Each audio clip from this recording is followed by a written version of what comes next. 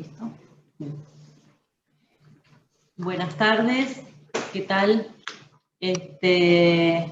Bueno, ahí están ingresando, somos muchos, así que hoy hay que tener un poco de paciencia, por eso tardamos también un poquito en la conexión.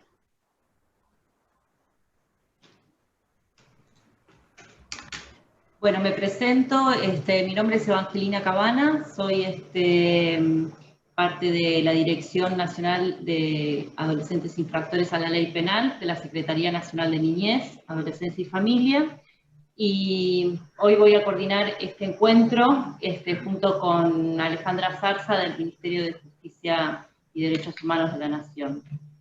Ale. Hola, buenas tardes a todos y a todas. Bienvenidos a este nuevo conversatorio en el marco del curso Prácticas Restaurativas que estamos dando, de Sistema Penal Juvenil desde una mirada restaurativa. Esta es una nueva edición del curso, pero también nos acompañan estudiantes de camadas anteriores, o sea que bueno, es un gusto vernos por primera vez con quien nos encontramos y también reencontrarnos con aquellas personas con las cuales hemos compartido otras instancias de diálogo.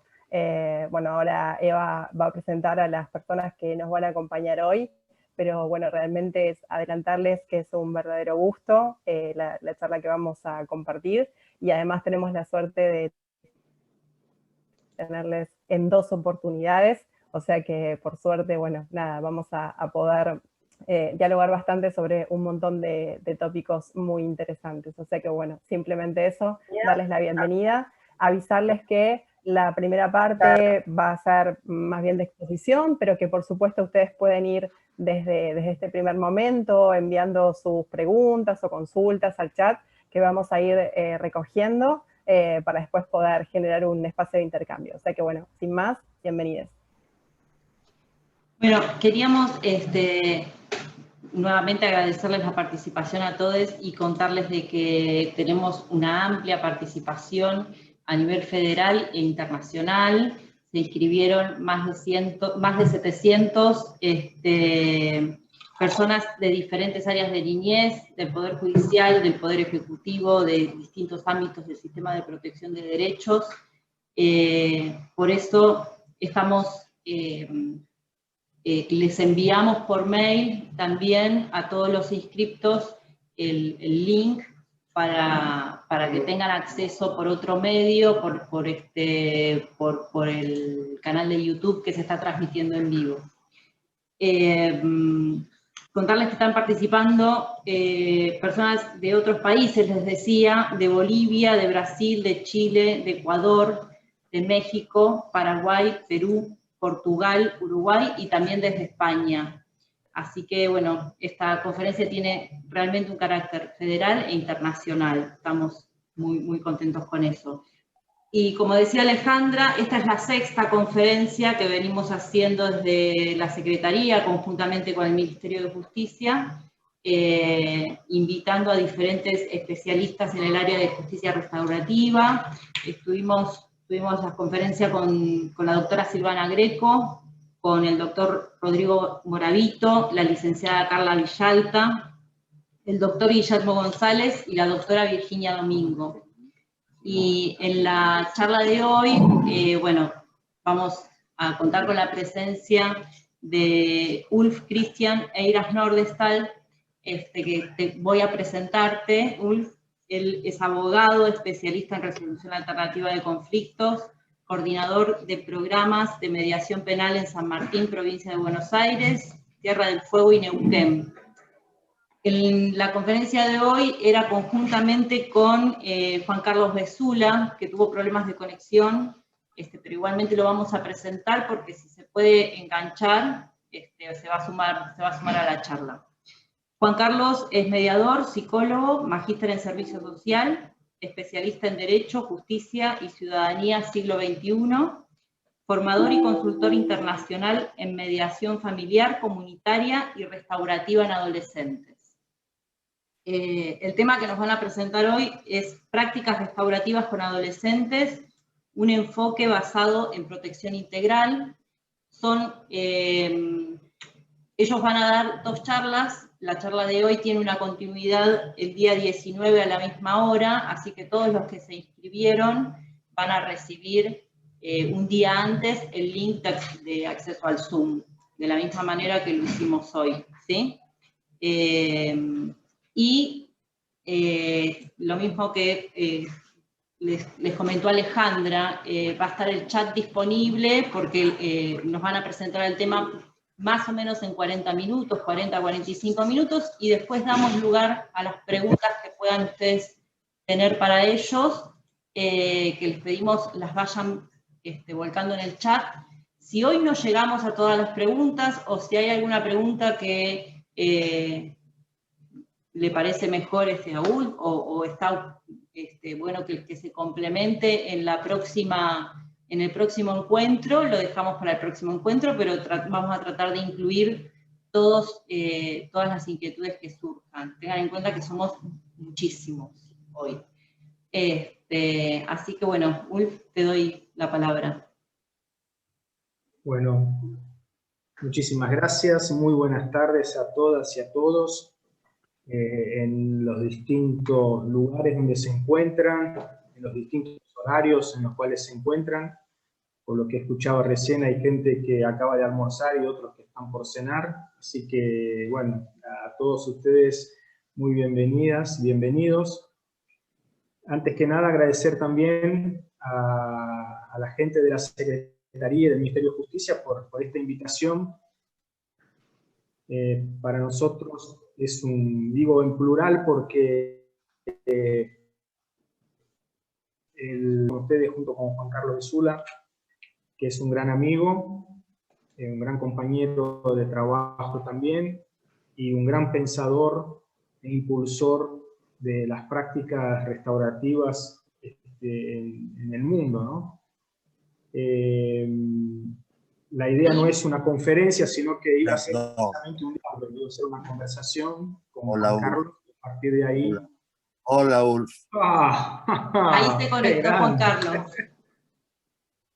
Muy bien. Que me sentí como ese muerto que asiste a su velorio.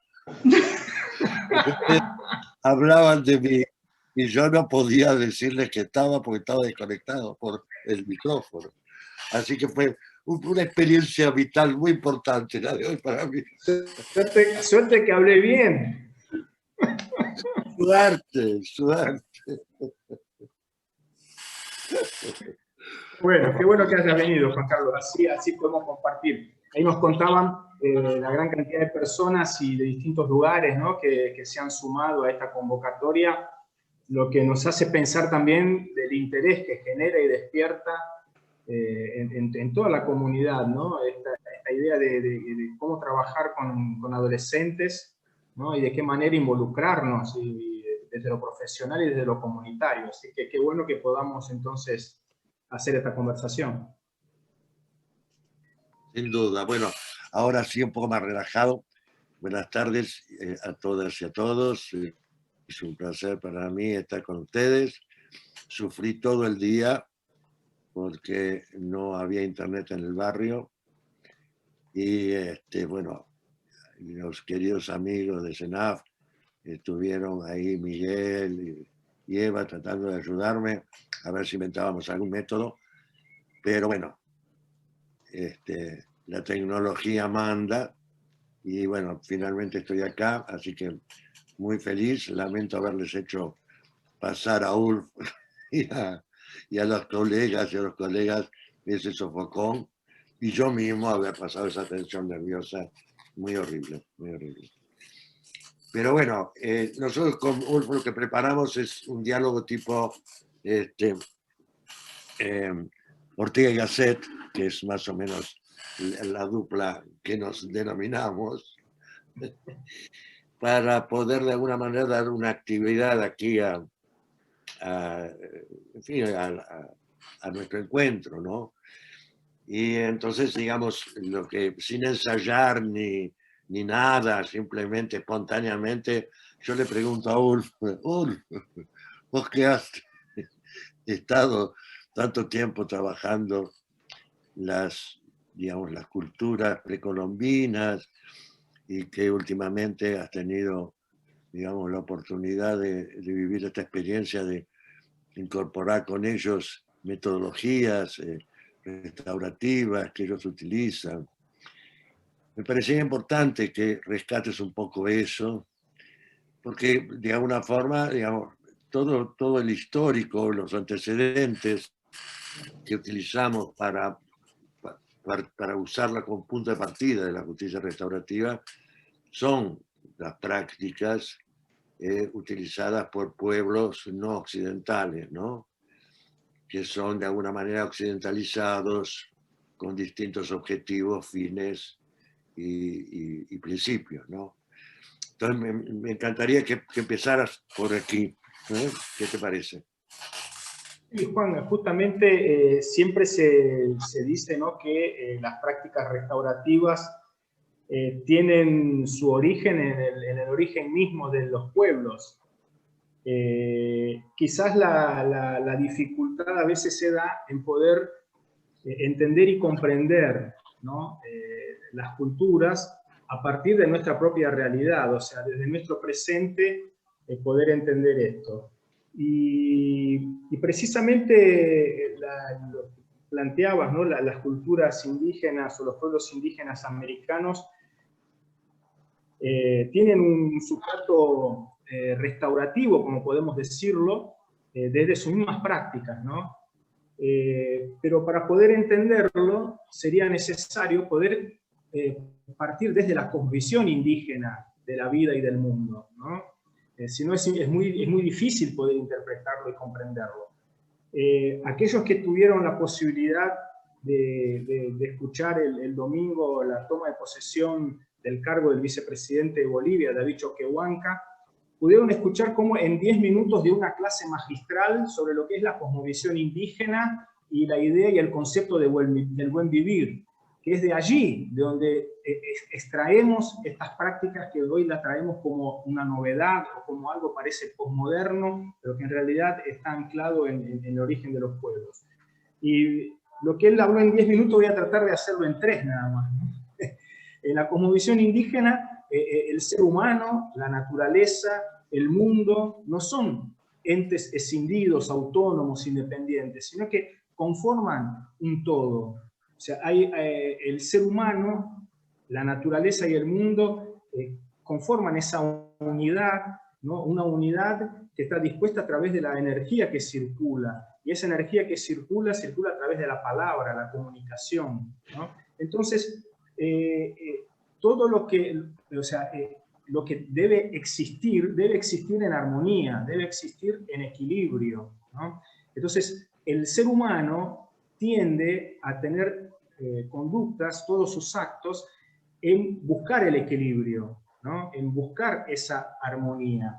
Y ese actuar es lo que se denomina el buen vivir, ¿no?, lo que es el Cumefelén para los mapuches, el Sumac Causay para los quechuas, el Sumac Camaña para los aymaras, el Tecoporá para los guaraníes. Es el buen vivir, ¿no?, es esa armonía, ese equilibrio que debe existir entre el ser humano, la naturaleza y el mundo. Ahora bien, cuando existe una conducta o un acto que rompe ese equilibrio, que rompe esa armonía, esto afecta al todo. O sea, todos los actos tienen un impacto en el otro, tienen un impacto en el mundo, tienen un impacto en la comunidad. Entonces es la comunidad en su conjunto la que va a tratar de restablecer esa armonía, restablecer ese equilibrio. Humberto Maturana, este gran pensador chileno, nos dice que los seres humanos somos máquinas homeostáticas, ¿no? La homeostasis en griego es el equilibrio, o sea, los seres humanos buscamos el equilibrio. Entonces, cuando se rompe esa armonía y esa paz, toda la comunidad reflexiona, ¿no?, tiene momentos para pensar qué es lo que hemos hecho o qué es lo que hemos dejado de hacer para que esto se produzca. O sea, lo que ocurre, ese quiebre de la paz y de la armonía, no es una responsabilidad única de un sujeto, sino que hay una responsabilidad social y hay un acompañamiento social en la construcción y en la reconstrucción de esa armonía. Y solo se puede reconstruir esa armonía si se restauran los vínculos, si se restauran las relaciones sociales, si se restaura la confianza en la misma comunidad. Entonces, cuando pensamos en lo restaurativo, estamos pensando en lo restaurativo enfocado en la búsqueda de esa armonía, de ese equilibrio. No pensamos en un enfoque binario, ¿no?, de sujetos particulares, sino que estamos pensando en una dinámica social, consolidada en la búsqueda precisamente de esta paz y de esa armonía. Por eso preferimos hablar de prácticas restaurativas y no de justicia restaurativa, porque la justicia tiene una connotación occidental moderna, ¿no?, alejada del concepto de armonía y de paz que tenían los pueblos originarios, ¿sí? Entonces preferimos hablar de prácticas precisamente por eso, ¿no?, para dejar un poco de lado esa idea de justicia. Entonces, pensamos, Juan, digamos, lo restaurativo como un aspecto cultural, ¿no? O sea, como parte de una cultura. Y entonces, si pensamos como parte de la cultura, ahora te devuelvo la pregunta, Juan, ¿cuáles podrían ser los objetivos o las finalidades, ¿no?, de las prácticas restaurativas, pensándolo como un contenido cultural de los pueblos? Sí. Yo creo que una de las graves distorsiones, me parece, es que en la cultura occidental nunca dejamos la cultura penalista de lado. Porque, infelizmente, las relaciones en Occidente son relaciones organizadas de los conceptos penalistas, impositivas, en cuanto a el concepto de individuo, no el concepto de persona en asociación a otras. Los mismos derechos humanos son pensados desde una perspectiva individual y de alguna manera es importante que pensemos que hay una necesidad de modificar una cultura, pero no restringir lo restaurativo exclusivamente a lo penal, al área penal, a lo que corresponde al derecho penal, sino a las relaciones humanas en sí. Si nosotros pensamos cómo educamos a nuestros hijos, en el sentido de imponer normas, y bueno, si las cumple esas normas, entonces tiene un premio, si no las cumple, tiene un castigo, o pierde alguna cosa que él desea. Si educamos a nuestros hijos en las escuelas, donde las escuelas se basan en la disciplina, la indisciplina, entonces no podemos pensar en que, bueno, no, está bien, así que ese adolescente robó algo, ese adolescente hizo algo, entonces vamos a ser restaurativos. No, porque ya no tiene sentido. En ese momento lo penal está tan incorporado como una cultura que lo restaurativo pasa a ser un mero puesta en escena de un procedimiento donde se hace de cuenta, como decía Luis Barat, se hace de cuenta que se hace justicia, se hace de cuenta que la comunidad habla con el adolescente y se hace de cuenta que hay un círculo, cuando la realidad es que no.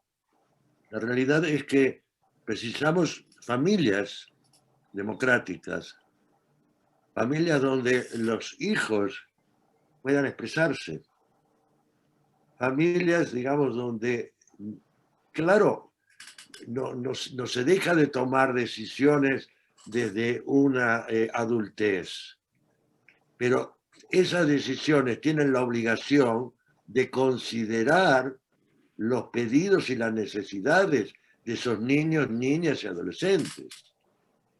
Una comunidad que ofrece espacio para los niños, y qué lindo que son los niños, para los viejos, qué lindos que somos los viejos, qué bonitos que somos los viejos, los abuelitos, ¿no?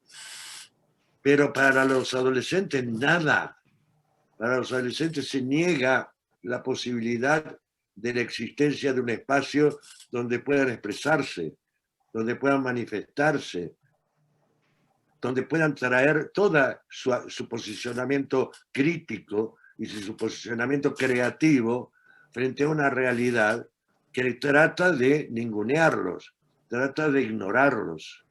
Entonces, digamos, estamos en un momento en el cual no solamente no se produce esta idea de bienestar como integración y respeto a todas las edades, a todos los sexos, a todos los modos de vivir, de convivencia, sino, digamos, se produce una situación en la cual mi relación con mi mujer es una relación de dolerme lo que me hace, querer vengarme, querer castigarla, ella querer castigarme a mí, yo querer castigar a mi hijo querer castigarme a mí, mi jefe querer castigarme a mí, yo querer castigar a mi subordinado.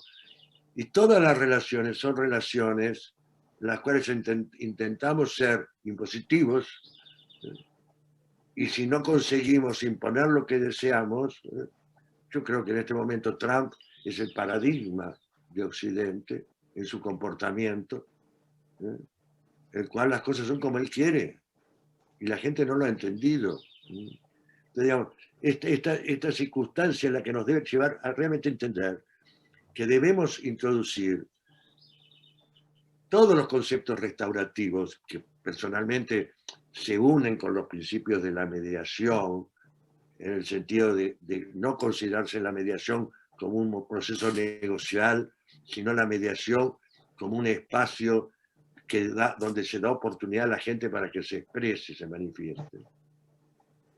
En las comunidades, sí, afortunadamente yo pude integrar este trabajo con comunidades, con adolescentes y con familias.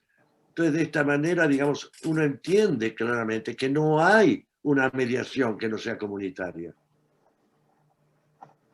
Todo procedimiento restaurativo, toda mediación restaurativa, toda mediación es una mediación comunitaria. El sentido de que lo que va a pasar con este matrimonio, con este adolescente, con esta víctima, con lo que sea, digamos, va a tener una repercusión absoluta sobre la comunidad. Entonces, para mí es fundamental entender una cultura restaurativa, la cultura que la mediación y el concepto restaurativo son los que están trayendo, que debe de alguna manera integrarse a la modalidad relacional comunitaria. Pero bueno, de alguna forma, esto nos debe llevar a una cuestión más de tipo práctica, en el sentido de, vos has hecho todas tus organizaciones restaurativas dentro del sistema penal y dentro del sistema judicial. Has trabajado en el Ministerio Público y después el Poder Judicial en Tierra del Fuego, ahora en Neuquén. Digamos, de alguna forma, ¿cómo se puede hacer para que esto restaurativo se integre? ¿Es posible integrar lo restaurativo a esta organización judicial tan rígida? No, me pones en un brete, Juan Carlos. Sí, porque es un poco contradictorio lo que estamos planteando, ¿no? Yo justamente decía hace un rato que lo restaurativo no tiene nada que ver con la justicia, mucho menos con el derecho, y creo que menos aún con el sistema judicial, ¿no?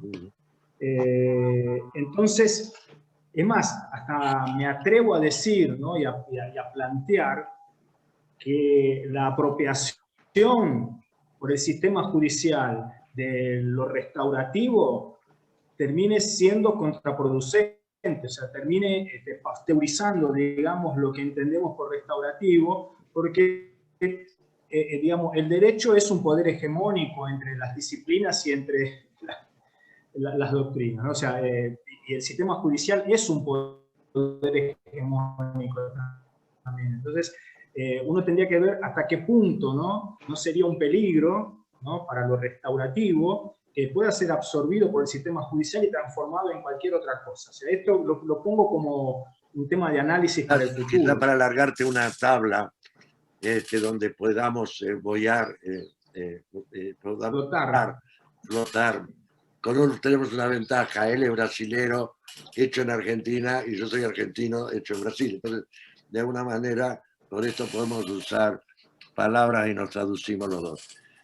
Esta posibilidad de flotar un poco. El problema, quizás la pregunta es, si estamos hablando de ser humano, estamos hablando de comunidad, ¿es posible verla desde exclusivamente un sector del Estado, como el judicial? Claro. Sí, por eso.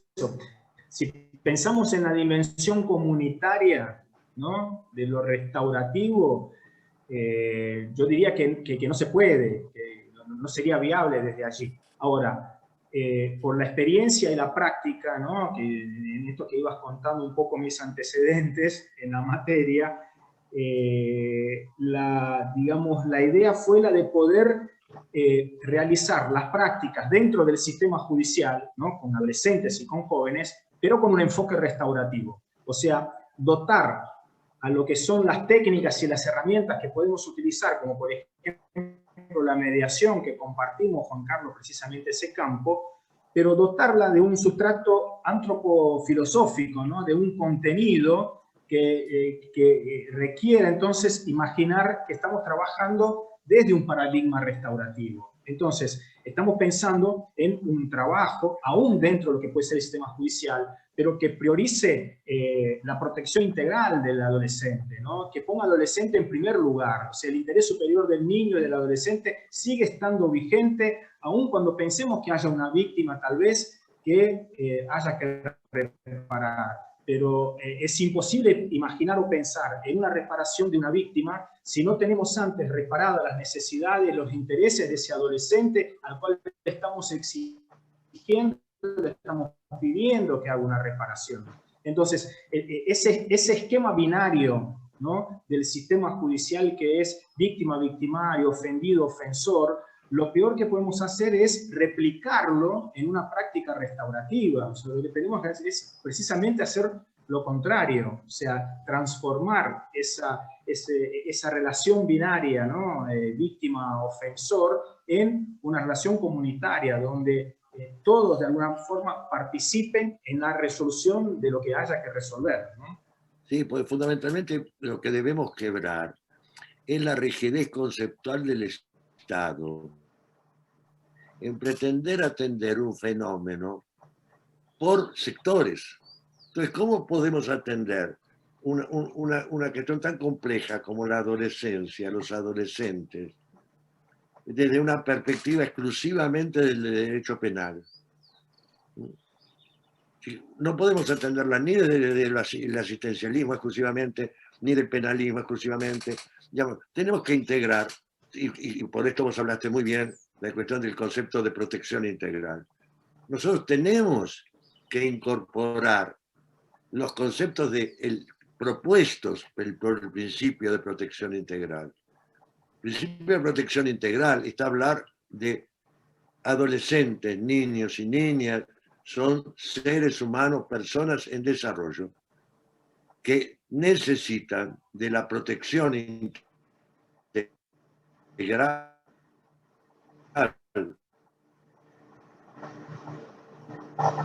que envuelve la comunidad, que envuelve la escuela, y del Estado. Y el Estado no puede solamente hacerse cargo de un adolescente, bueno, porque superó la edad de imputabilidad. Eso es un ridículo total. Debemos quebrar con esos conceptos. Debemos pensar que debemos dar una atención realmente integral a los adolescentes, a sus víctimas, digamos, y no una diferenciación según la edad que tienen. Porque si comete un asesinato a los 14 años, ¿qué hacemos? Y si cometen apenas un hurto, digamos, leve a los 17, entonces va internado. estos conceptos, digamos, de parcialización de la realidad no es la forma de implementar la protección integral. No podemos, si no es, el Estado debe responsabilizarse porque la familia ejerza la protección integral. El Estado debe responsabilizarse porque la comunidad, la sociedad, las escuelas ejerzan la protección integral. Y como última posibilidad está el Estado. El Estado es, digamos, la última opción cuando ya todo lo anterior ha demostrado incapacidad para atender las necesidades de este niño, niña, adolescente, el Estado tiene que intervenir y para eso debe enterarse de cuáles son sus necesidades, no castigarlo. Es fundamental la oportunidad de escucharlos. Sí, por eso, Juan Carlos, estos procesos restaurativos, ¿no?, que como nosotros llamamos, son procesos precisamente de escucha, ¿no? Son instancias donde lo que se procura es escuchar al adolescente, escuchar al joven, escuchar cuáles son sus necesidades, sus demandas, y a partir de poder satisfacerlas, entonces recién allí poder pensar entonces cómo ese adolescente puede hacerse responsable, ¿no?, de sus actos, de sus conductas, en esa transición, ¿no?, hacia la vida adulta que imaginamos que forma parte de esa evolución etaria, ¿no? Y precisamente, Juan, pensando en el adolescente, ¿no?, en sí, o sea, tu trabajo, tu experiencia siempre fue relacionada con los adolescentes, ¿no? En Brasil has tenido un trabajo muy interesante allí en Joinville, inclusive bueno, acá en Argentina con el equipo de San Martín, que supervisás y que yo un poco en algo te puedo acompañar, no mucho, pero ahí estamos con un trabajo muy interesante con adolescentes, inclusive en casos de situaciones de delitos muy violentos, como homicidio, tentativa de homicidio, etc. ¿Por qué entendés que las prácticas restaurativas son ideales o apropiadas para implementarlas precisamente con adolescentes? Porque independientemente de dónde se apliquen, toda la mediación restaurativa es una mediación que ofrece un espacio para que el adolescente pueda expresarse. Lo que menos permitimos al adolescente es la expresión. Normalmente decimos, bueno, no, los adolescentes no hablan, los adolescentes son mudos, uno les pregunta, no responden. Bueno, ok, hay una cantidad de elementos por los cuales se está pasando, por los cuales, digamos, sus manifestaciones son más diferenciadas de las manifestaciones de los niños y de los adultos. Pero, ¿qué estamos haciendo para no escuchar, para no comprender a los adolescentes? Porque acá el punto está en que el adolescente va a relacionarse según lo que percibe. Si es respetado, es considerado, él va a actuar con respeto y consideración. Si él es ignorado, no es respetado, él va a tratar de defenderse y va a tratar de alguna manera de demostrar esto. En Brasil, digamos, la ley madre de todo este proceso de incorporación de los niños, niñas y adolescentes, que es el Estatuto de la Crianza y del Adolescente, digamos, es muy claro en integrar, digamos, todas las conductas adolescentes como conductas transgresoras que hacen a su realidad como etapa que está viviendo. Y en definitiva, ¿qué es un acto infraccional? Una transgresión que toma un Estado público, pero no deja de ser una conducta para pedir auxilio. Toda transgresión, toda actitud, digamos, por la cual yo intento llamar tu atención, es para pedir auxilio, es para pedir tu intervención. Winnicott ya lo decía esto hace más de un siglo atrás, digamos, cuando él decía, bueno, perdón, casi un siglo atrás, cuando él decía, bueno, digamos, el robo es un pedido de intervención del padre. Él lo simplificaba en esto, y yo diría, bueno, es un pedido de intervención de aquellos que pueden atender sus necesidades. Estamos en un periodo de la vida en la cual ellos no tienen conciencia de sus propias necesidades y muchísimo menos tienen conciencia de cómo atender satisfactoriamente sus necesidades. Ellos no están aún en un momento, digamos, en el cual tienen desarrollada su capacidad como para percibir la trascendencia de sus actos. Pero la sociedad también lo ayuda para eso. Porque al ser una sociedad penalista, no lleva a las personas a ir asumiendo su responsabilidad paulatinamente, con conciencia de la trascendencia de sus actos. Si un adulto con quien el adolescente vive tuviera conciencia de que lo que él hace no es exclusivamente de índole privada, sino que está produciendo una consecuencia sobre terceros.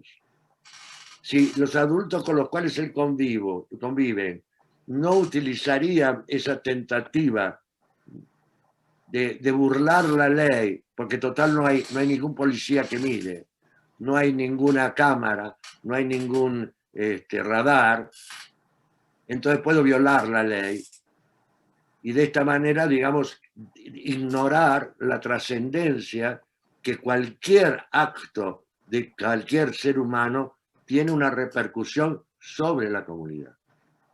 Debemos incorporar de una vez por todas que somos seres sociales y que no somos individuos que tomamos nuestras decisiones y que solamente esas decisiones nos atañen a nosotros. Somos individuos con trascendencia social y los adolescentes los podemos educar desde la perspectiva de la conciencia de la trascendencia de sus actos, o los podemos educar con la conciencia de que haga lo que haga, papito lo va a proteger o no. Entonces, digamos, este tipo de cuestiones lo tenemos claramente. ¿Cuál es el sector social más perseguido o más perturbado con la cuestión de los actos infraccionales y con los actos, digamos, la ilegalidad? Entonces, digamos, tanto en Brasil como en Argentina, tenemos muy claramente, digamos, los adolescentes que son procesados por algún tipo de conducta ilegal pertenecen en el 99,9% de los casos a clases sociales menos, digamos, con menor acceso a la cultura, con menor acceso a la formación, a la educación, a la vivienda, etc. Entonces, digamos, todo esto está indicándonos algo, de que esto no es un elemento individual, no es Pedrito, que es un nene malo, y que entonces, como es un nene malo, hace maldades, sino que hay toda una sociedad que está en juego, y este es el tratamiento que damos a nuestro futuro, a nuestros hijos y a nuestros nietos. Y ahí tuve la imagen de ver a mi querida amiga Marinés Suárez y decirle que muchas gracias por estar aquí. Te quiero, Marinés. Y con ella adoramos pelearnos, con todo el cariño y la manera nuestra de pelear. Por temas, digamos, que tienen que ver con nuestras líneas de trabajo, pero siempre enriqueciéndonos mutuamente mucho.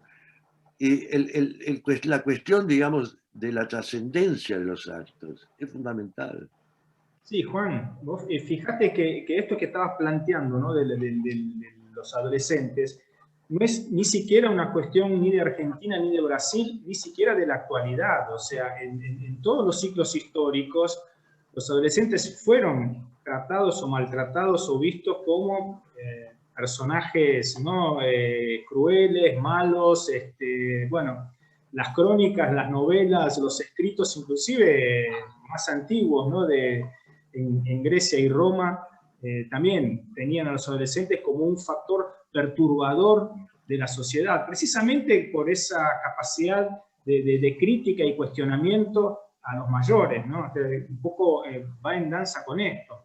Ahora, fíjate, Juan, que un poco volviendo a la pregunta que me habías hecho antes, ¿no? Del sistema judicial. Si uno tiene en cuenta todo esto que planteaste como cuáles son, digamos, los objetivos o las finalidades de las prácticas restaurativas, precisamente el proceso judicial o el proceso penal va en contra de todo esto. O sea, si la idea es escuchar al adolescente, un adolescente puede atravesar todo un proceso judicial sin jamás abrir la boca, o sea, sin hablar, puede ser condenado o absuelto, o sea, puede transitar todo un proceso sin que nosotros podamos escucharlo y sepamos algo de él. Si el espacio restaurativo es un espacio donde uno puede plantear la responsabilidad, ¿no? El hacerse cargo de los actos propios, el conocer y reflexionar las consecuencias de sus actos, el proceso penal precisamente no trae eso. O sea, es un proceso en el cual no se habla de responsabilidad, sino que se habla de culpabilidad, ¿no? O sea, lo que se trata es de atribuir la responsabilidad a alguien. Un tercero atribuye la responsabilidad, no que yo asumo mi responsabilidad. Si un proceso restaurativo es un proceso en el cual se trata de restaurar los vínculos sociales, el proceso penal precisamente lo que trata es de evitar esa restauración de los vínculos. Es más, generalmente termina escalando la violencia y escalando el conflicto y apartándolo. O sea, estamos hablando de aislar, apartar, segregar.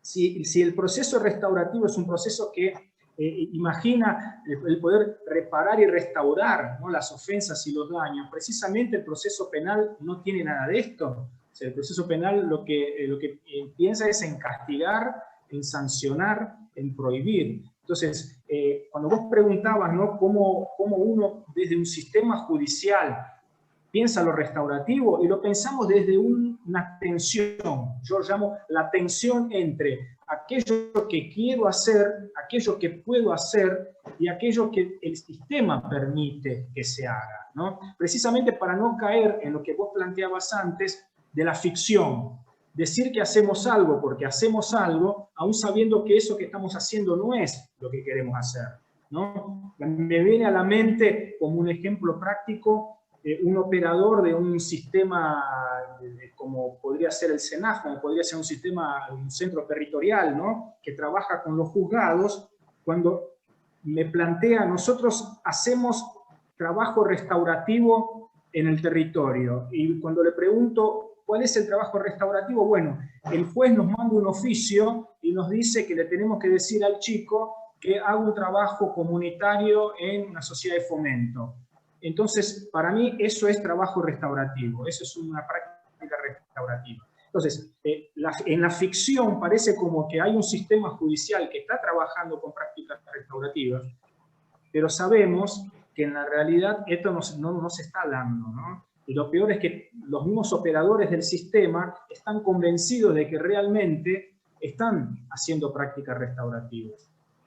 Y un elemento muy significativo está en el concepto o el principio del mejor interés del niño, niña y adolescente.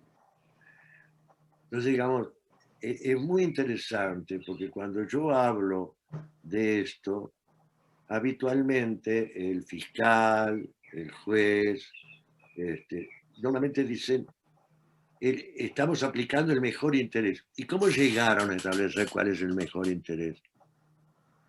Entonces, eso está en la decisión del juez, en la decisión del fiscal. O sea, son los adultos los que fijan el mejor interés, sin escuchar al adolescente, traer cuál es su mejor interés. O sea, la perturbación está en que queremos dar derechos adjudicándoles un sistema de protección que, lejos de acompañar la emancipación propia del adolescente lo retrocede a una dependencia infantil. Entonces, digamos, se aplica el mejor interés del niño, niña y adolescente. La exclusión, porque vos sabés claramente que hay muchos juzgados donde lo primero es encerrarlo en un instituto y después vamos a juzgarlo. Primero lo encerramos, después vemos, ¿no? Entonces, digamos, primero excluirlo de la sociedad. Y este es un elemento que me parece muy interesante, esta necesidad que tiene la sociedad de excluir a los adolescentes y las adolescentes. ¿Por qué nos perturban tanto? Yo no sé si nosotros tenemos tiempo todavía para hablar, querida Eva, o si... Estamos ya, sí, en los últimos minutos para ya dar lugar a las preguntas. Tenemos muchísimas preguntas. Sí, ahí Juan Carlos... brevemente, sí, querido, sí, decime. No, que lo que estás planteando es precisamente ver al adolescente como un objeto, ¿no? O sea, continuar tratándolo como un objeto, cuando precisamente esa etapa adolescente que vos mencionabas recién, donde se está construyendo como sujeto, donde está tratando de ser sujeto. Entonces, en ese momento, todo el sistema lo continúa tratando como un objeto, ¿no? Hay una confusión enorme, en el sentido de que si se lo escucha al adolescente, el adolescente va a hacer lo que quiere. Una confusión tremenda. Es tan penalista nuestra visión de la realidad, nuestra visión de la sociedad, que aquí se hace lo que digo yo o se hace lo que decís vos. No hay posibilidad de escucharnos y de llegar a elementos de síntesis donde los dos seamos atendidos, donde los dos seamos realmente incorporados. Esto es fundamental. La posibilidad de escuchar al adolescente, al niño, ya desde niño. Y esto ya lo decía Paulo Freire, no es un invento mío. Paulo Freire decía, basta de continuar con una educación de tipo opresiva, de tipo de sumisión. Vamos a realmente producir una emancipación. ¿De qué manera? No por la colonización, sino por el conocimiento, reconocimiento. Primero te escucho, niño, niña, adolescente, primero te escucho para poder, a partir de tu saber, poder ir integrando nuestros saberes y construir un saber nuevo. Entonces, digamos, si estamos en un momento en el cual estamos aprendiendo a ser adultos, estamos aprendiendo a ser seres humanos responsables, integrados a la comunidad, en armonía con la comunidad. Nosotros no podemos atenderlo de una manera diferente. No podemos excluirlo, castigarlo, no darle posibilidad de expresión, no atender lo que dice. ¿Qué es hoy en día un sistema penal con adolescentes? Un fiscal que le dice habla, confesá, y un defensor que le dice no hables, vos no digas nada, vos no hables.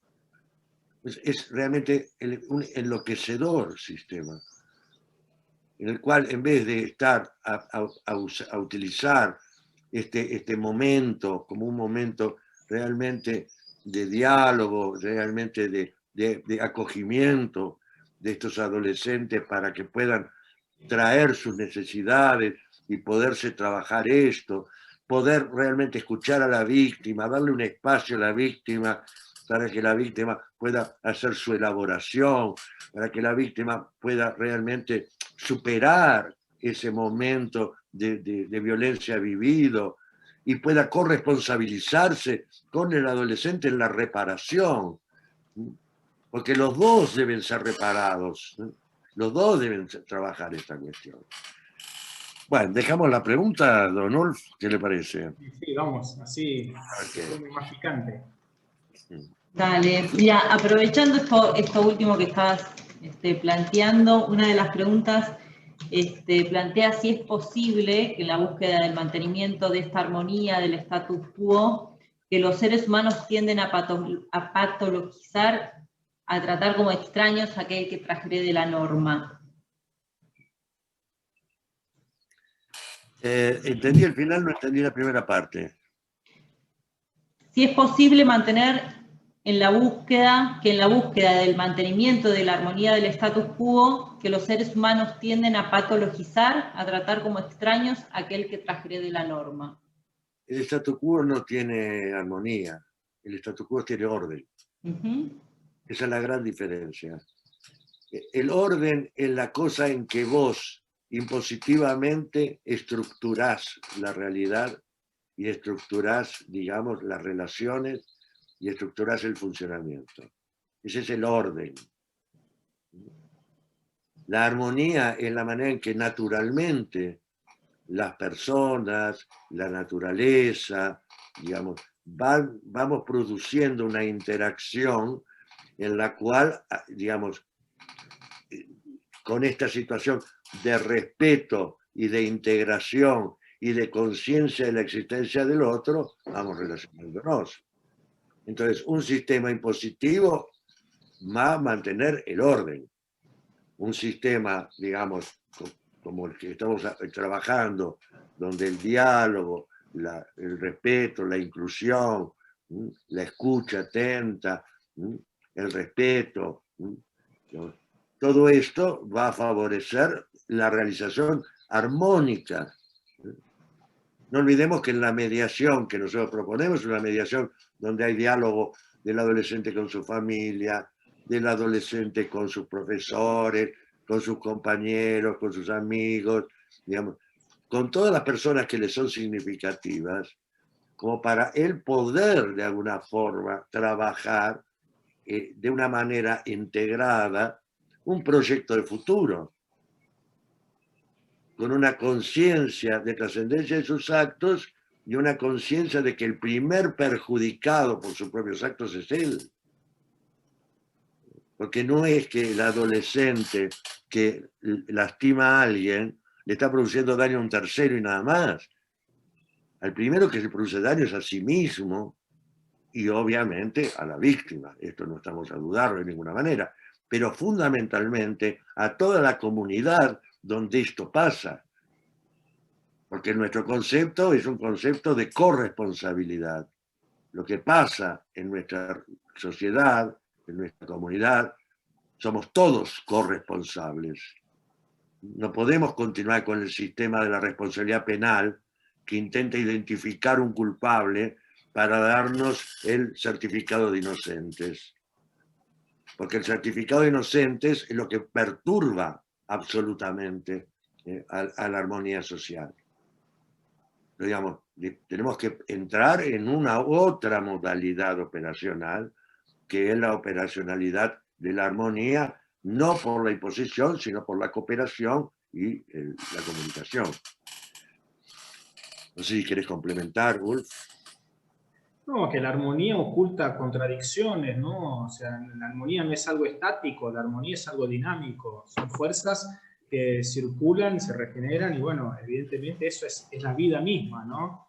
Y con respecto a lo último que preguntaba, bueno, la criminología durante toda su historia ha tratado de estudiar, ¿no?, el crimen, amparándose primero desde el Lombroso, ¿no?, en una genética criminal que venía con el sujeto, hasta, bueno, hoy las últimas, digamos, corrientes donde hablaba del enemigo, ¿no? O sea, el otro es un enemigo, entonces pensar al otro como un enfermo, pensar al otro como un enemigo, de un extremo a otro tenemos un montón de imágenes para transitar. Lo que sí, digamos, lo que cuando pensamos en un trabajo, ¿no?, en una dinámica restaurativa, siempre pensamos individualmente cada sujeto, ¿no? Cada sujeto es único, es propio, es individual, y trabajamos con ese sujeto en particular, ¿no?, con sus características, con sus propiedades, con sus cualidades, con sus defectos, sus virtudes.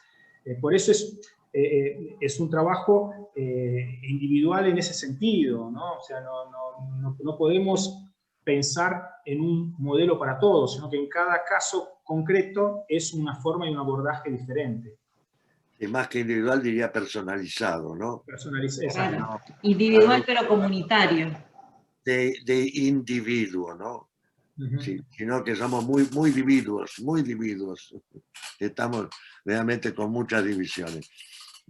En Sí. relación a esto que comentaban recién de algunas teorías criminológicas, esta idea del enemigo y demás, otra de las preguntas que nos hacían es acerca de las relaciones de los jóvenes con la policía, ¿no? Sí, muchas veces, digamos, este tipo de situaciones que se dan tienen que ver con falta de desconocimiento y por eso, bueno, muchas veces hay como una falta de respeto o de reconocimiento hacia ciertas cuestiones que bueno, nada, tienen que ver justamente con los roles o las funciones y demás, como si lo tienen analizado y pensado.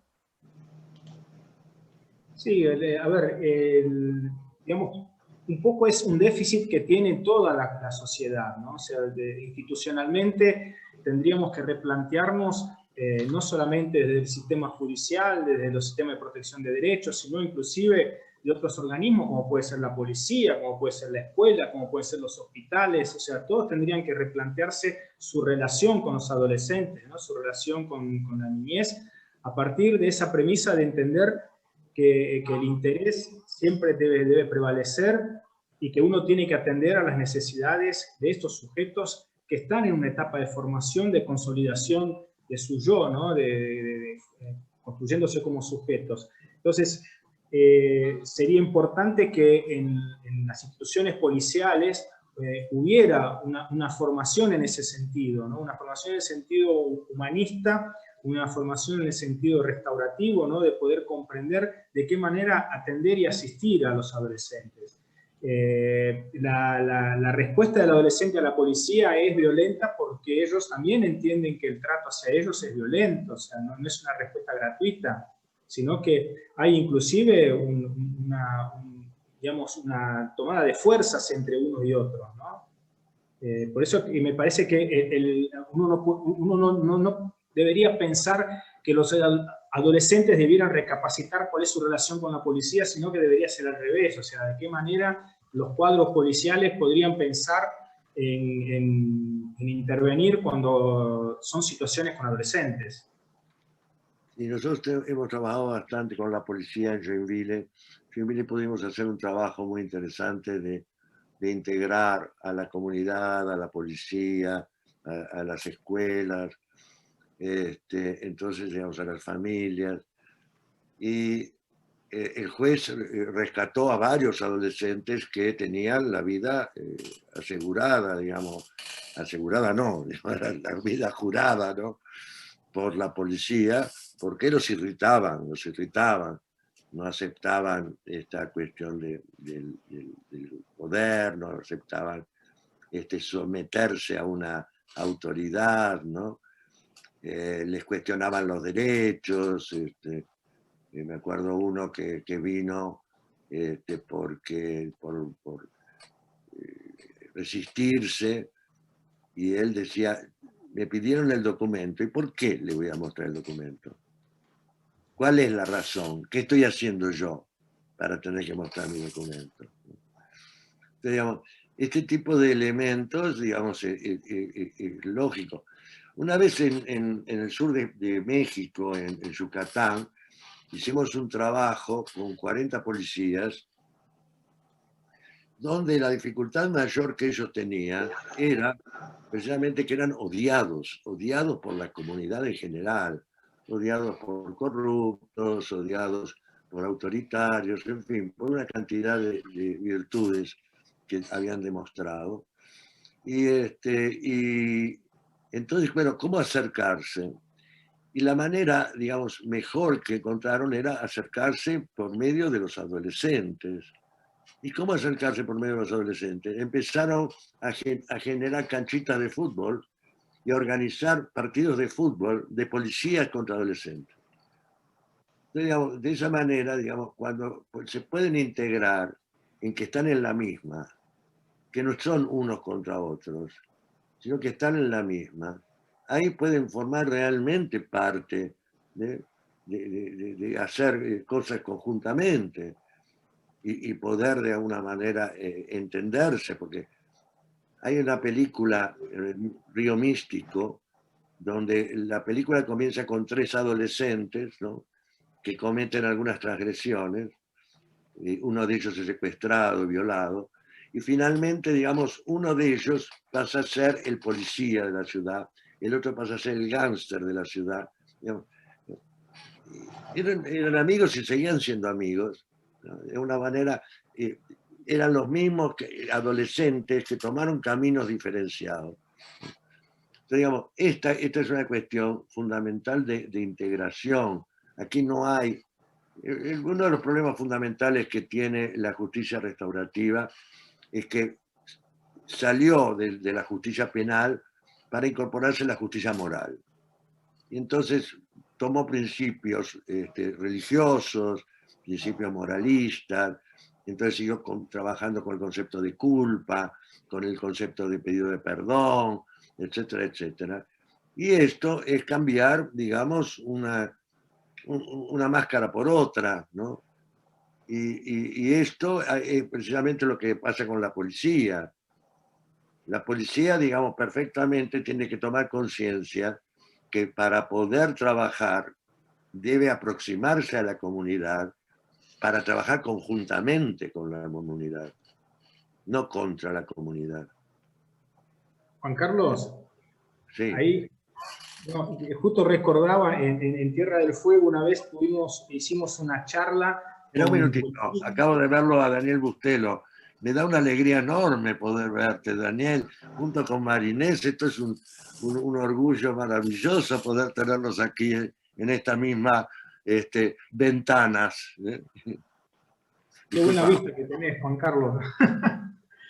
No, ¿sabés qué? No, yo recordaba, ¿no?, cuando te decías, una vez en Tierra del Fuego dimos una charla a todo un grupo de policías sobre los modos de comunicación con los adolescentes, ¿no?, las formas de trato con adolescentes. Y al finalizar la charla hicimos una encuesta, ¿no?, de cuál había sido la utilidad, si habían visto alguna utilidad. Y la gran mayoría dijo que lo habían visto muy útiles para poder actuar con sus hijos adolescentes, ¿no? Entonces, ahí se nos ocurrió pensar que el problema no son los adolescentes otros, sino inclusive con sus propios hijos tenían sus inconvenientes y la incapacidad o la imposibilidad de comunicarse y de acercarse, ¿no? Era una cuestión no profesional, sino que era una cuestión más de habilidades personales, ¿sí? Sí. No, es una manera de trabajar con la policía en la cual nadie duda que tienen una función represiva, pero además de la función represiva deben ejercer una función el Estado ya no puede solo atender las necesidades de la sociedad. No puede. Esto es una realidad, no puede. Entonces, realmente tenemos que ir a trabajar conjuntamente, asumir la corresponsabilización que tenemos todos los seres humanos, con respecto a la realidad que nos circunda. Somos corresponsables de lo que pasa en la sociedad, de lo que pasa en nuestra realidad. Somos absolutamente corresponsables. Y esto nos debe hacer precisamente, digamos, en este momento, por ejemplo, de pandemia, donde está la discusión, digamos, de establecer límites impositivamente o establecer la responsabilidad social, la responsabilidad individual.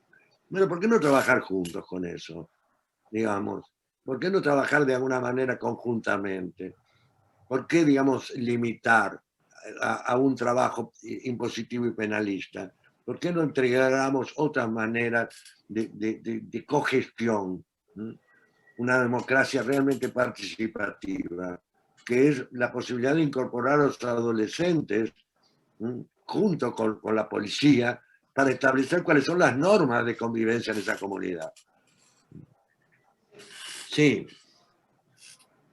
Sí, te estaba escuchando atentamente. La dificultad de pensar la corresponsabilidad, ¿no? El trabajo con corresponsabilidad y intersectorialmente.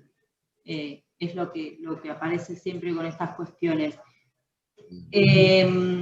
Otra de las preguntas que tenemos es precisamente sobre el trabajo común que rompa con la noción focalizada por edades y sectores sociales. Me imagino que tiene que ver un poco en relación a lo que planteaste en la focalización que hace el sistema penal con los punibles o quién trabaja con hasta tal edad, si trabaja el sistema de protección, si trabaja el sistema penal, y un poco lo que nosotros venimos recogiendo también de los cursos, es esta cuestión de si las prácticas restaurativas, el poner un trabajo común, sin diferenciar sectores y edades, puede provocar un avance del punitivismo o del control social con los adolescentes. Ya hay dos maneras de aproximación. Una manera es de tipo asistencial y la otra de tipo impositiva. Esas son las vías que utiliza el Estado. Las dos producen dependencia y las dos producen violencia. Porque si yo te trato de una manera asistencial es porque te estoy considerando infradotado, incapaz. Eso obviamente genera una circunstancia de rebelión y de violencia. Si yo te trato de una manera impositiva, también te estoy sometiendo porque vos no sos capaz de generar una conducta que sea una conducta social. Entonces, digamos, esto de tomar los seres humanos por edades, y según qué edad vos le aplicás un sistema u otro, ¿quién lo decide? ¿Quién decide si ese chico precisa de un servicio de protección o si necesita un servicio de castigo? ¿Quién es el lúcido que puede decidir por eso? Y las clases, digamos, tienen que ver con ideología, tienen que ver con prejuicios. Yo recuerdo muy bien una señora diciendo, nuestros nietos, nuestros hijos, se mandan macanas, porque son cosas de adolescentes, pero esos son asesinos, esos son bandidos, desde que nacen, desde chiquititos. Y esa ideología está incluida en toda la sociedad, no está incluida solamente en la señora, que yo acabo de traer como ejemplo, sino que está incluida en toda la sociedad. Entonces yo prefiero la señora, que en un momento en el cual se estaba difundiendo el ECA, cosa que, por ejemplo, yo no percibo que se haga esto, digamos, el hecho de trabajar en las comunidades, la conciencia de la protección integral, de trabajar en las sociedades, en las comunidades, digamos, la divulgación de lo que es el adolescente, de lo que es el niño, de lo que es la niña. Esta señora que estaba en una charla donde se explicaba el Estatuto de la Crianza y Adolescente, ella dijo, entonces esta ley lo que viene a decirnos es que nosotros no solamente debemos cuidar de nuestros hijos, sino que debemos cuidar también de los otros como si fueran nuestros hijos. Eso es así. Entonces yo prefiero esta ideología, esta limitación, porque de alguna forma es esto lo que necesitamos. Las sociedades que están manejadas por el miedo, que yo diría que en definitiva en Occidente son todas, de alguna forma lo que producen también es que cada vez más en América Latina es patente, el miedo se extienda a el vecino. Vos empezás a tenerle miedo al vecino, ya no solamente le temes a la policía, ya no solamente le temes a la represión, sea cual sea, al castigo de la autoridad, sino que le temes al vecino. Y esa es la peor de las condiciones de posibilitar una comunidad con un bienestar y una armonía. Porque cuando tenemos miedo y desconfianza, sabemos lo que produce. El miedo y la desconfianza nos lleva al enfrentamiento, nos lleva a la violencia, nos lleva a la idea de protegernos con violencia, de protegernos, atacar para defendernos, ¿no? Sí, ahí Juan, coincidiendo contigo, ¿no? Nosotros planteamos desde un principio que estamos hablando de un paradigma, estamos hablando de un cambio cultural, ¿no? Estamos hablando de un sustrato filosófico. Por lo tanto, no estamos hablando de un dispositivo en particular, estamos hablando de una metodología de trabajo. Estamos hablando de este constructo, ¿no?, ideológico que puede sostener una metodología de trabajo, sea cual sea. Por lo tanto, no hablamos de edades. O sea, lo restaurativo como paradigma es aplicado desde que la persona nace hasta que termina sus días. O sea, no es una cuestión de método de trabajo, de abordaje. Entonces, todo puede estar imbuido, todo puede estar influido por un paradigma restaurativo, ¿sí? Entonces, el trabajo en las escuelas, o sea, lo que se entiende como disciplina en la escuela, se podría pensar también cómo mantener y sostener la armonía y el equilibrio en las escuelas a partir de las prácticas restaurativas, en la familia, en las comunidades. O sea, es imposible imaginar esto solamente aplicado a un dispositivo concreto, ¿no? Porque estamos hablando precisamente, y eso fue como iniciamos esta conversación, de un modelo cultural distinto, ¿no?, que viene a reemplazar este modelo penalista, culpabilizador, tradicional, que se impone en nuestras sociedades de siempre. Y ya que estoy también con los saluditos, como Juan Carlos, acá también me acabo de encontrar que Natalie de Uruguay, Rosimar y Andrea Touriño de Brasil también están por ahí, yo he visto los cuadritos, así que... De Brasil está Fátima, está Celso también en esta página. Y todo bien, Celso, ¿cómo va? Zulma, de Córdoba, ¿no, Zulma? Claro, Zulma de Córdoba. Bien. No, queridos, si nos ponemos a ver a todos ustedes, obviamente que los conocemos a muchos y les agradecemos enormemente que estén aquí, seguramente. Disculpen a los que no nombramos, pero la página, las ventanitas de esta página son reducidas, pero están en nuestro corazón. Gracias, muchas gracias. Adelante, joven, si tenemos tiempo. Alejandra. Sí, perdón, no podía desbloquear el micrófono. ¿Vieron estas cosas de la tecnología que...? Sí. Otra de las preguntas que nos hacían, que en realidad parte de una afirmación que también, digamos, les invito a pensarla y plantear, digamos, si están de acuerdo o no, y luego de eso contestar la pregunta, dice: cuando niños, niñas y adolescentes ya ingresan al circuito penal es porque la familia y la sociedad en su conjunto han fracasado en la enseñanza y en el entendimiento de puesta de límites. Digo, hasta ahí la afirmación. Y ahí abre la pregunta y dice: ¿están nuestros jóvenes en general orientados globalmente para comprender el objetivo de las prácticas restaurativas? En su caso, ¿es necesario reestructurar valores sociales para que desde todos los actores sociales éstas puedan ser eficaces? Yo invertiría la pregunta y diría si están esas familias en condiciones de entender la propuesta restaurativa. Porque un concepto de que la familia fracasó en su imposición de normas, digamos, yo diría que no, porque eso es lo que venimos haciendo desde hace cientos de años y estamos percibiendo que no da resultados. Yo creo que la familia, la sociedad, la escuela, fracasa en no escuchar.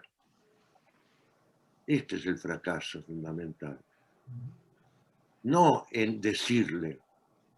Recuerdo una vez uno me convidó a ir a Tierra del Fuego a dar una charla y me hicieron un stop en un bar muy famoso, que obviamente no voy a hablar cuál, Y el dueño me dijo, usted es especialista, le dijeron que soy especialista en adolescentes.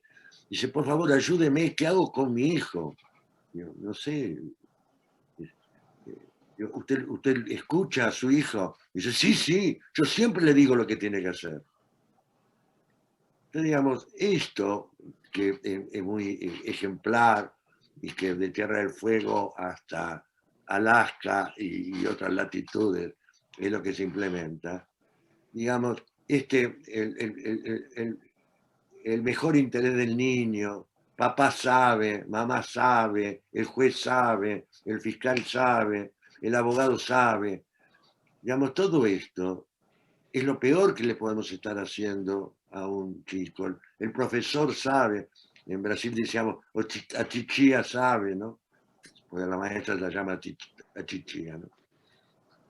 Y todo esto, digamos, es precisamente el gran elemento perturbador. ¿Cómo vamos a producir personas con conciencia de sí? El querido Daniel siempre dice que se apropien de sí mismos. ¿Cómo vamos a ser personas que puedan apropiarse de sí mismos, que puedan responsabilizarse de sí mismos, si en definitiva no le damos la oportunidad de que ellos expresen, hablen, digan, se escuchen? Porque uno aprende a escuchar cuando es escuchado. Pero digamos, no es sentate ahí y escuchá, que el otro te va a escuchar. Cuanto más sentate ahí y escuchá, menos te escucha. Digamos, primero, tenemos que, realmente esto es una cuestión dicha claramente, digamos, por la pedagogía moderna, por toda la evolución. Ya no podemos pensar en una escuela que imponga disciplina.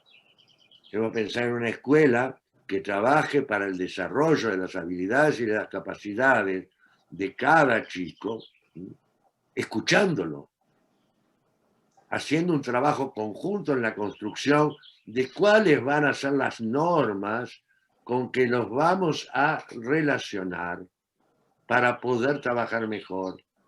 ¿Cómo vamos a abordar el programa este año? ¿De qué manera vamos a trabajar tal concepto? Hoy en día los pibes saben muchísimo porque están con todo el acceso a Internet desde muy chiquititos. Entonces, digamos, ellos tienen que coparticipar en su formación. Ellos tienen que responsabilizarse, corresponsabilizarse con su educación. Y ellos van a ir desarrollando esa capacidad de poder autogestionar. Porque para poder tener la experiencia de autogestionar, tenés que tener la posibilidad de desarrollar estas condiciones y estas responsabilidades y esta conciencia de la trascendencia de los actos y apropiarte de vos mismo, de tus relacionamientos, de los demás, con el concepto de la interacción permanente. Pero digamos, ya no podemos pensar más en que lo que fracasa es la disciplina. En Brasil, por ejemplo, se piensa en introducir el concepto de formación militar en las escuelas, la escuela militar. ¿Por qué? Porque de alguna manera, digamos, está aún presente la idea de que por la represión, con la sangre la letra entra, vas a aprender, vas a ir a la colimba. Yo me acuerdo, yo pertenezco a la época en que existía la colimba, y me decía, la colimba sirve para que los vagos se enderecen. Entonces seguimos pensando en que esta es la situación, que los chicos y los adolescentes son criminales, que deben ser realmente, o son leones o tigres o animales peligrosísimos, que deben ser domesticados. Entonces acabemos con eso, porque, digamos, los domesticados, en definitiva, lo que producimos es lo contrario.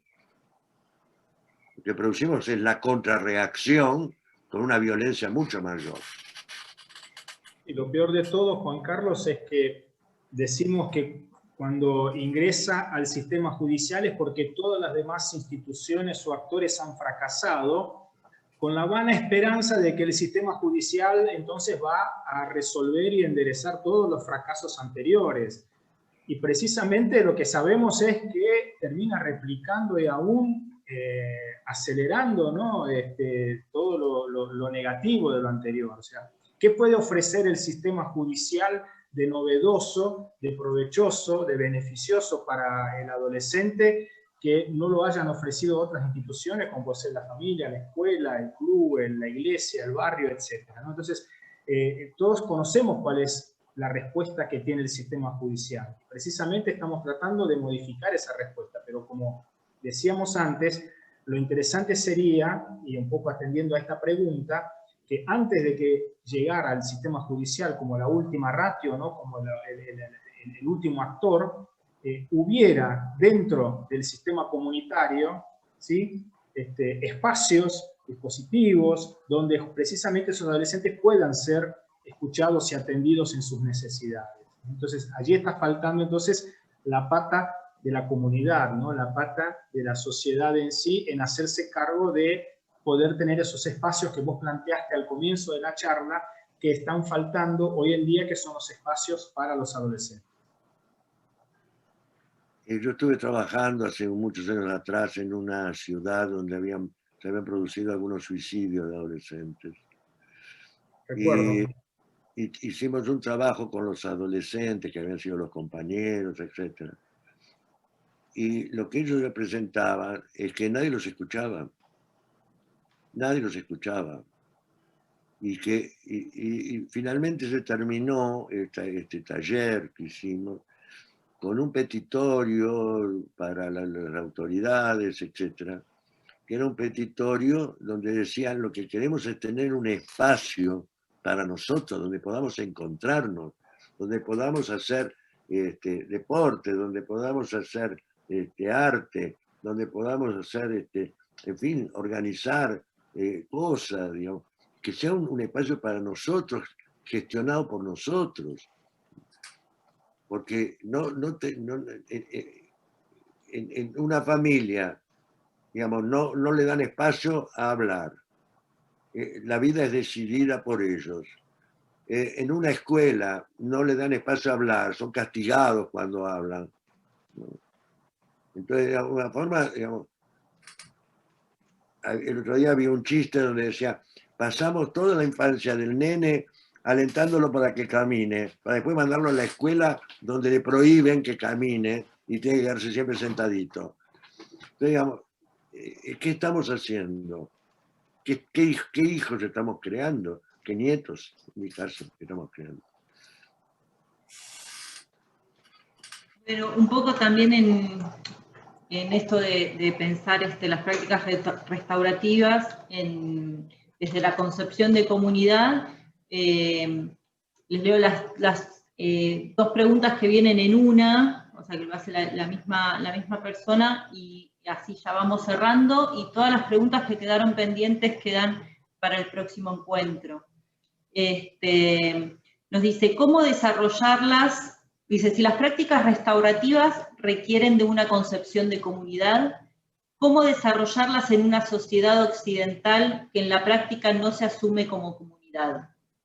Entonces, nuestra sociedad argentina urbana, que se autogestiona una identidad bajada de los barcos, ¿asume a los jóvenes que se portan mal como parte de la comunidad?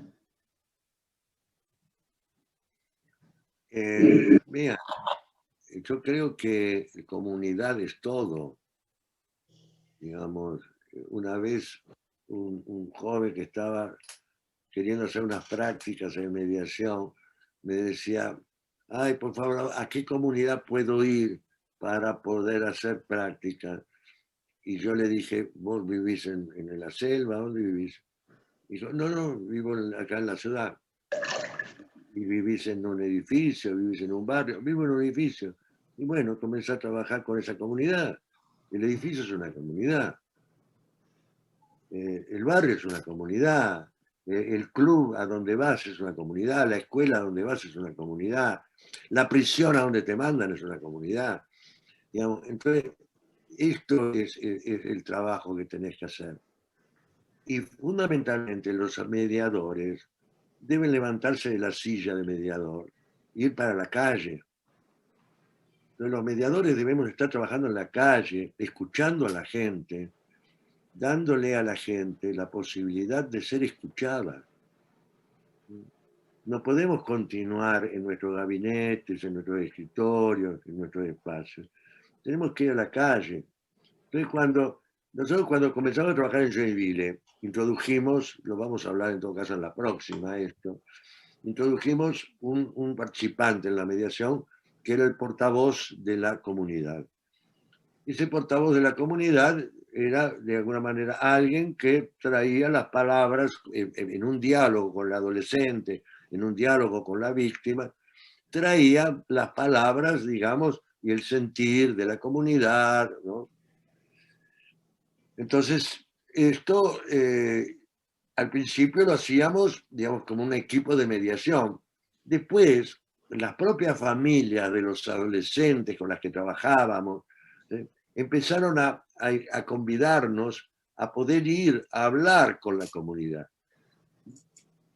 Entonces empezamos a trabajar con ellos en la comunidad, empezamos a trabajar casos no judicializados, el servicio de mediación que estaba en el fórum, en el tribunal, creo que se llama, ¿no?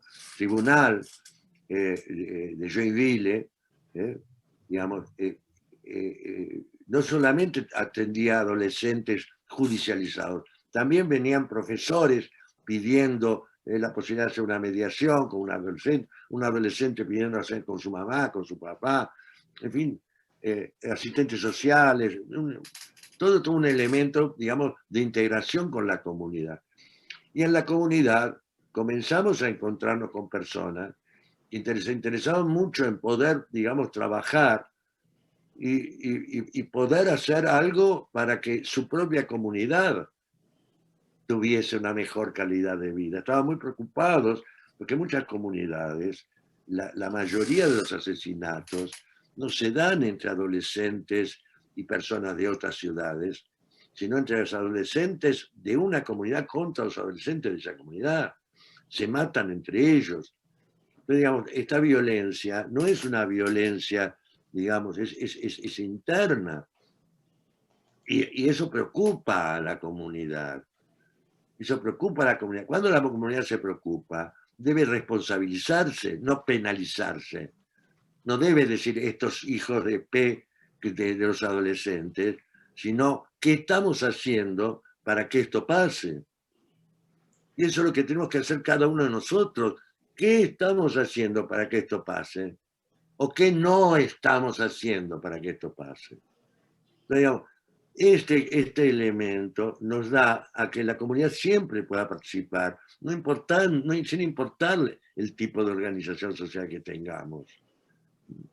La comunidad siempre es ese grupo que se siente identificado por algo, o porque viven en un mismo lugar, o porque practican un mismo deporte, o porque tienen las mismas creencias. Una comunidad puede tener varios tipos de razones por las cuales se organiza. Entonces, esta comunidad es la que debe fundamentalmente trabajar junto con sus adolescentes, con los adolescentes, por los adolescentes, y hechos participando. Nosotros en Brasilia, ahora esta semana, se cumplen 20 años del servicio de justicia comunitaria, y uno de los elementos fundamentales que se trabaja son los mismos vecinos los que hacen la actividad. No son los funcionarios, son los vecinos los que viven todo el día con ellos, que están haciendo sus actividades, que están organizando redes, que están de alguna manera percibiendo y escuchando las dificultades, y según esas dificultades ver, digamos, de alguna forma si están pidiendo algún tipo de información sobre determinadas cosas. Y ellos formando redes están haciendo muchísimas cosas importantísimas. Muchísimas cosas. Es más, el seminario que se organiza para festejar los 20 años, el centro son ellos contando lo que hacen. Decíamos, son los mismos agentes comunitarios. Y estos son los que trabajan en las escuelas con procesos de paz, llaman ellos, trabajan con las mujeres que están sufriendo violencia de género, entonces, digamos, trabajan con los hombres que están participando de violencia de género, trabajan las identidades, etcétera, etcétera. Son ellos mismos. Y esto es la comunidad envolviéndose, esto es la comunidad participando activamente. Y de ahí tenemos que recoger este participante de la mediación que venga a ser un portavoz de esto, de esta preocupación, de este sentir, y al mismo tiempo debe escuchar las necesidades que el adolescente presenta y que no son escuchadas en la comunidad. Disculpame, estoy monopolizando. No, Juan Carlos, no, precisamente vos sabés que un poco para hacer propaganda, ¿no?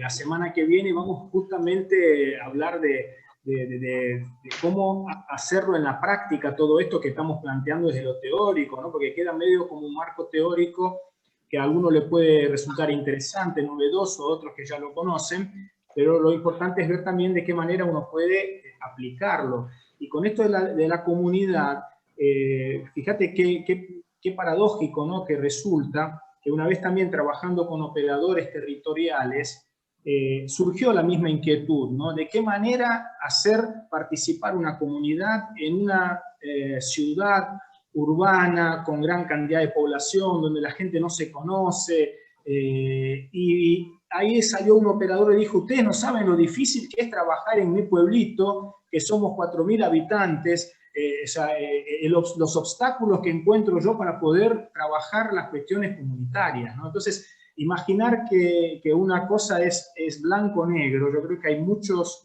contrastes allí. Y precisamente, esto que recién estabas contando, ¿no? Lo del portavoz de la comunidad, es digamos, un elemento interesante para contarlo, que seguramente la semana que viene lo vamos a poder ampliar.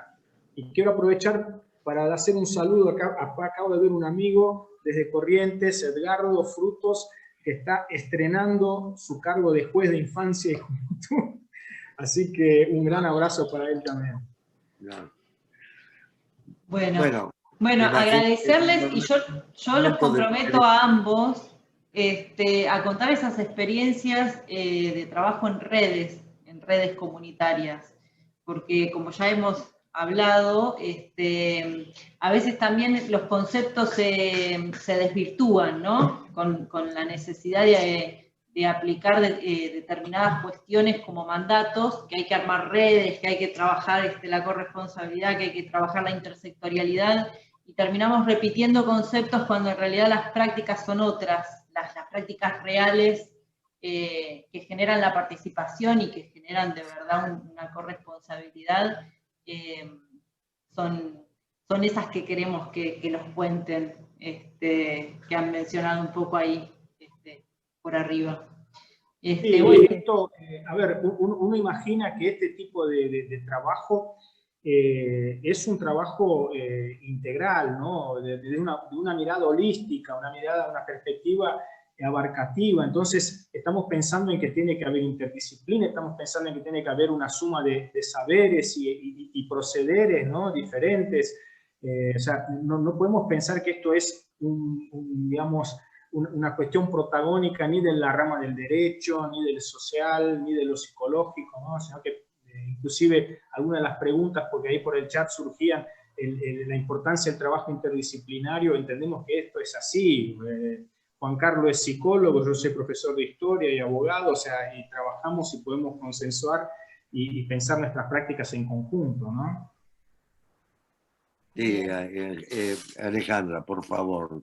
No, simplemente quería decirles que, bueno, salía igual también del chat y demás, pero quería recoger un poco la riqueza, ¿no? de lo que compartimos esta tarde. Me parece que hablamos desde política internacional hasta sobre, digamos, un montón de conceptos centrales me anoté algunas palabras, pero obviamente no es un listado acabado, ¿no? Pero hablamos de violencia, de derecho, de Estado, de comunidad, del adolescente, de la participación, de la escucha. Me parece que independientemente de que parezca, digamos, como poco, la verdad es que al contrario, me parece que abre un montón de oportunidades para seguir reflexionando y seguir profundizando sobre estas cosas, o sea que de mi parte simplemente quería tomar la palabra 2 segunditos para agradecerles, me parece que fue de verdad sumamente enriquecedor por la cantidad de temas que tocaron de manera profunda y que además siguen interpelándonos para poder seguir repensando estas cuestiones. Muchísimas gracias a todas y a todos los que están aquí, gracias a ustedes por invitarnos a participar a este dúo dinámico, o no, en fin, que ustedes dirán si es dinámico o no. Nosotros intentamos serlo. Y bueno, ahí he leído al pasar que Gabriel, Natalie, en fin, queridos colegas, ¿no? Están presentes y seguramente, bueno, en 270 personas más o menos que están acá, debe haber muchísima gente conocida y querida. Muito obrigado ao pessoal do Brasil, de Portugal, por asistir. Y bueno, gracias a Córdoba, en fin, a Uruguay, a todas y a todos realmente muchísimas gracias por estar ahí, porque de alguna manera, digamos, todo esto no tiene sentido, ¿no?, sin ustedes. O sea, es fundamental que podamos juntarnos, y si hablamos de redes respecto a adolescentes, debemos crear redes de mediadores, precisamente para poder hacer un trabajo realmente efectivo, ¿no? Un trabajo que no quede centrado en que cada uno en su casita, ¿no? Entonces quiero agradecer realmente muchísimo, Eva, Alejandra, Miguel, en fin, y a todas las personas que he estado conociendo y que ahora mi capacidad de retener nombres se agotó. Muchísimas gracias, realmente un fuertísimo abrazo, con mucho cariño. Gracias a ustedes, y bueno, nos volvemos a encontrar el jueves 19, digo bien, ¿no? 19 a las 17 horas, así que ya les va a estar llegando el link a todos. Muchas gracias. Bueno, gracias a todas y todos entonces también. Un gusto poder estar con ustedes y nos vemos la semana que viene. Hasta la semana que viene. Hasta luego.